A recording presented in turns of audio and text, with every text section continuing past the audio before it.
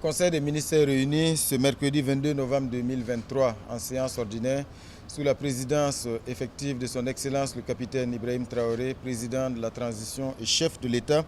Plusieurs dossiers importants pour la marche de la transition ont été examinés et adoptés au cours de ce Conseil des ministres. Pour le compte du ministère de la Transition digitale, des postes et des communications électroniques, 2 textes ont été examinés. Il s'agit du projet de décret portant définition des obligations des opérateurs de services de communication électronique en matière de conservation des données, de trafic et de localisation. Il s'agit aussi d'un avant-projet de loi portant sécurité des systèmes d'information au Burkina Faso. Et sur ces 2 textes importants, j'invite ici ma collègue ministre de la Transition digitale pour les détails.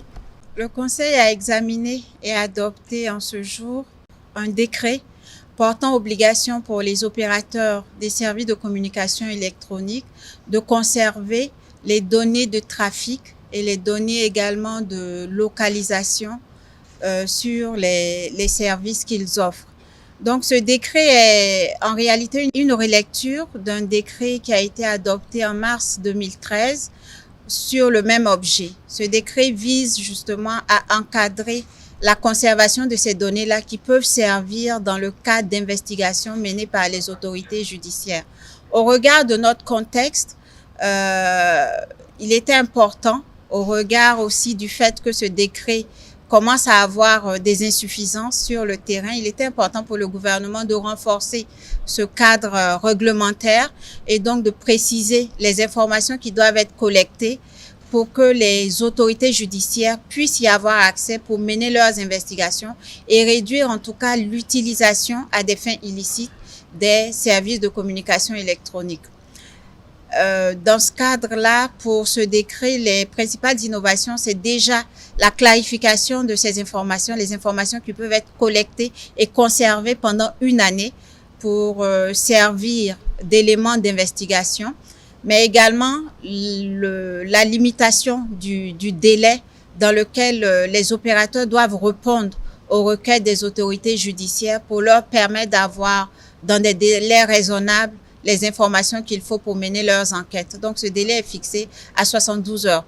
Nous pensons qu'avec l'adoption de ce décret-là, les autorités judiciaires et toutes les personnes, en tout cas impliquées dans ces investigations-là, auront un instrument à même de leur permettre d'accéder à ces informations-là pour pouvoir mener à bien leurs différentes enquêtes.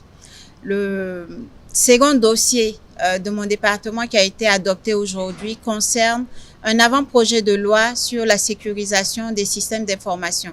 Vous savez, la place qu'occupe aujourd'hui le numérique dans notre pays et la place qui lui est donnée pour booster le développement socio-économique de notre pays.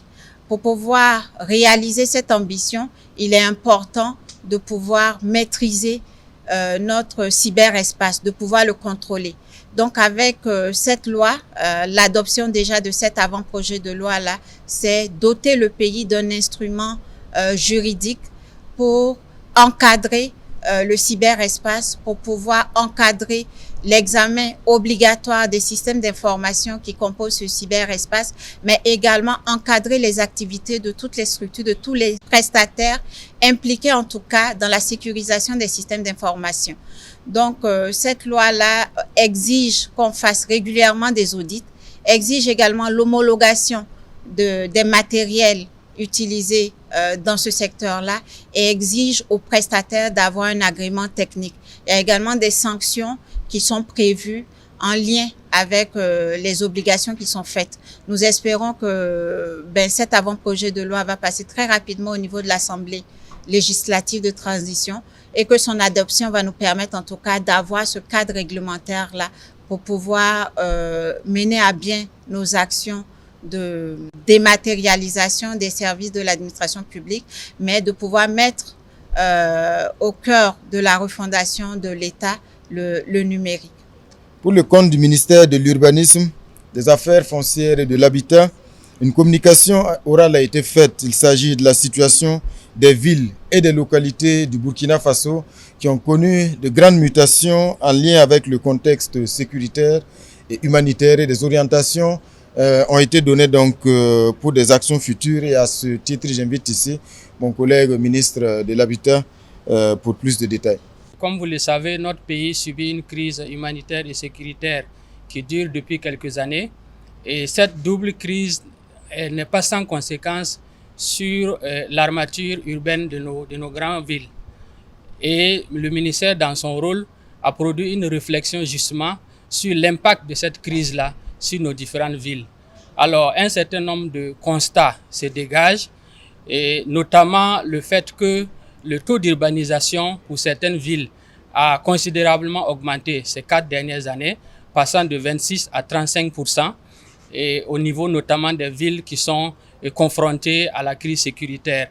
Et l'autre constat qu'il faut relever, c'est que la hiérarchie des différentes villes a été inversée et bouleversée ces dernières années. Et pour prendre un exemple, le cas de Djibo, et qui est passé au rang de 3e ville au niveau du Burkina Faso en termes de population au jour d'aujourd'hui. Et également, l'autre constat qui se dégage, c'est que les documents de planification urbaine qui gouvernent, on va dire, l'aménagement au niveau de nos centres urbains ont été bouleversés au niveau d'un certain nombre de villes et qui nécessitent qu'on actualise ces différents documents. Donc, le ministère a produit cette communication orale et pour pouvoir informer le gouvernement et recueillir, on va dire, des orientations. Donc, après examen du document, et le Conseil a apprécié le travail qui a été fait et a instruit le ministère de constituer un comité interministériel qui va approfondir la réflexion et également produire un plan stratégique de reconfiguration de notre territoire, donc sur la base d'un certain nombre d'orientations que le Conseil des ministres a données.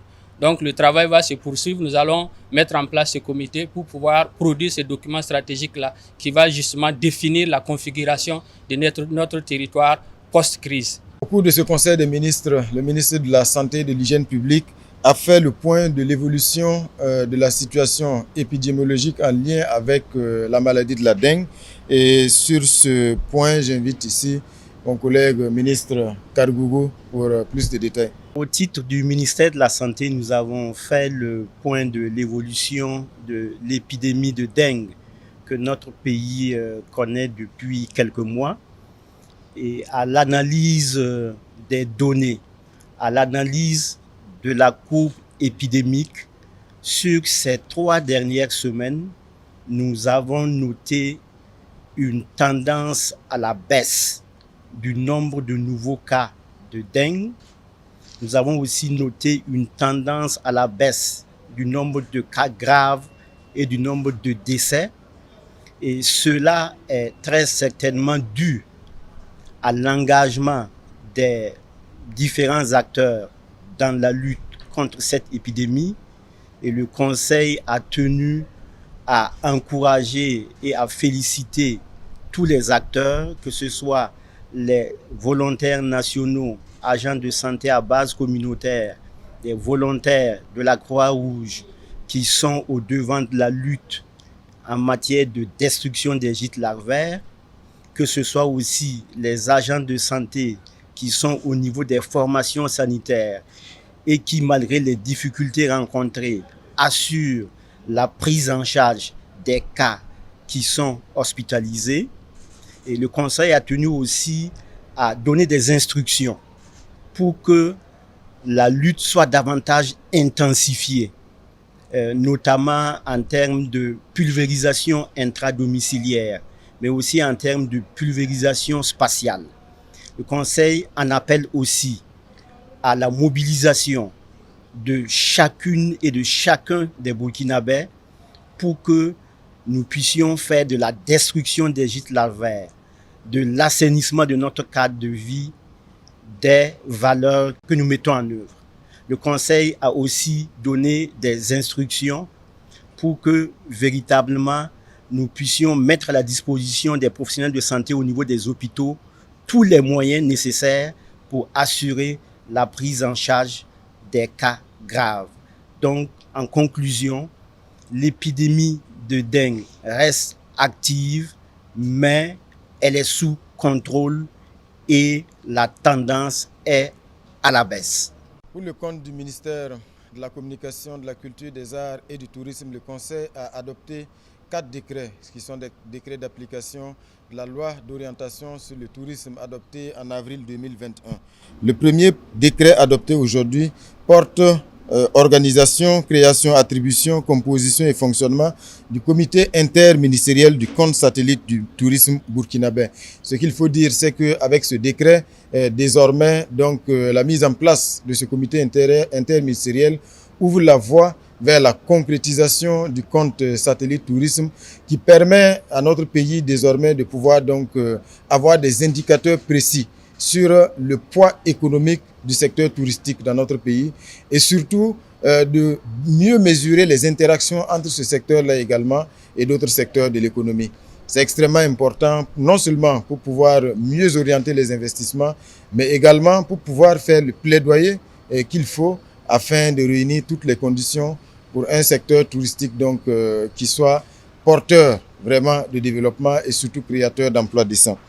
Ce qu'il faut également ajouter, c'est que le deuxième décret qui a été adopté aujourd'hui pour le compte du ministère de la Communication, de la Culture, des Arts et du Tourisme porte réglementation du contrôle des activités des entreprises touristiques.